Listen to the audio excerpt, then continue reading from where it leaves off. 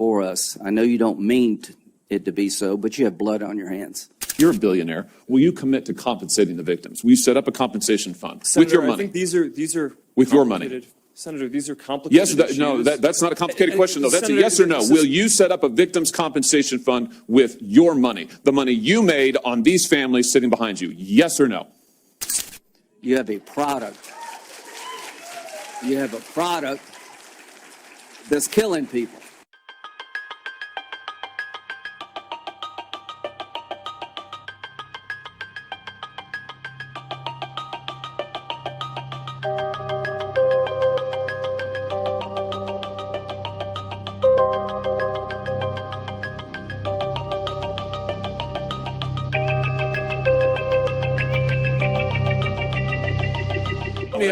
Let me ask you this. There's families of victims here today. Have you apologized to the victims? Would you like to do so now? Well, they're here. You're on national television. Would you like now to apologize to the victims who have been harmed by your product? Show them the pictures. Would you like to apologize for what you've done to these good people? I'm sorry for everything that you're involved in. No one should have to go through the things that your families have suffered. And this is why we invested so much and are going to continue doing industry-leading efforts to make sure that no one has to go through the types of things that your families have had to suffer. You know, why, Mr. Zuckerberg, why should your company not be sued for this? Why is it that you can claim, you hide behind a liability shield, you can't be held accountable? Shouldn't you be held accountable personally? Will you take personal responsibility?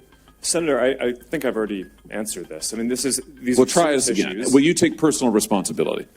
Senator, I view my job and the job of our company as building the best tools that we can to keep our community safe. Well, you're failing at that. Well, Senator, we're doing an industry-leading effort. We build AI tools nonsense. Your product is killing people. Will you personally commit to compensating the victims? You're a billionaire. Will you commit to compensating the victims? Will you set up a compensation fund Senator, with your money? I think these are with your money. Senator, these are complicated issues. No, that's not a complicated question, though. That's Senator, a yes or no. Will you set up a victims' compensation fund with your money, the money you made on these families sitting behind you? Yes or no? Senator, I don't think that's my job is to Sounds make sure like a no. Good tools. My Sounds job like a is no. to make sure that your job is to be responsible for what your company has done. You've made billions of dollars on the people sitting behind them. You here. You've done nothing to help them. You've done nothing to compensate them. You've done nothing to put it right. You could do so here today, and you should. You should, Mr. Zuckerberg. Mr. Zuckerberg, you and the companies before us, I know you don't mean it to be so, but you have blood on your hands. You have a product. You have a product that's killing people. When we had cigarettes killing people, we did some about it, maybe not enough. You're going to talk about guns, we have the ATF. Nothing here. There's not a damn thing anybody can do about it. You can't be sued. Now, Senator Blumenthal and Blackburn, who've been like the dynamic duo here, have found emails from your company where they warned you about this stuff, and you decided not to hire 45 people that could do a better job of policing this. So the bottom line is you can't be sued. You should be. And these emails would be great for punitive damages. But the courtroom's closed to every American abused by all the companies in front of me. Of all the people in America we could give blanket liability protection to, this would be the last group I would pick. It is now time to repeal Section 230. When a Boeing plane lost a door in mid-flight several weeks ago, nobody questioned the decision to ground a fleet of over 700 planes. So why aren't we taking the same type of decisive action on the danger of these platforms when we know these kids are dying? We have bills that have passed through this incredibly diverse committee when it comes to our political views, that have passed through this committee, and they should go to the floor. invested time in it. I yes, think, there are a lot that is slipping through. It appears that you're trying to be the premier sex trafficking Of course site not, Senator. in this country. Senator, that's ridiculous. No, it Senator, is not ridiculous. Of You course want we to don't turn want around this, and we tell don't want these this people content that. on our platforms. And Why don't you take it down? We do take it We down. are here discussing. We do We more need work to you take it all down to than- work than- with than- us. than- No, you're not. You are not. And the problem is we've been working on this. Senator Welch is over there. We've been working on this stuff for a decade. You have an army of lawyers and lobbyists that have fought us on this every step of the way. You work with Net Choice, the Cato Institute, Taxpayers Protection Alliance, and Chamber of Progress to actually fight our bipartisan legislation to keep kids safe online. So are you going to stop funding these groups? Are you going to stop lobbying against this and come to the table and work with us? Yes or no? Senator, we have a... Yes or no? Of course we'll work with you on the legislation. Okay, I mean, the it's door been hard is to- open. We've got all these bills.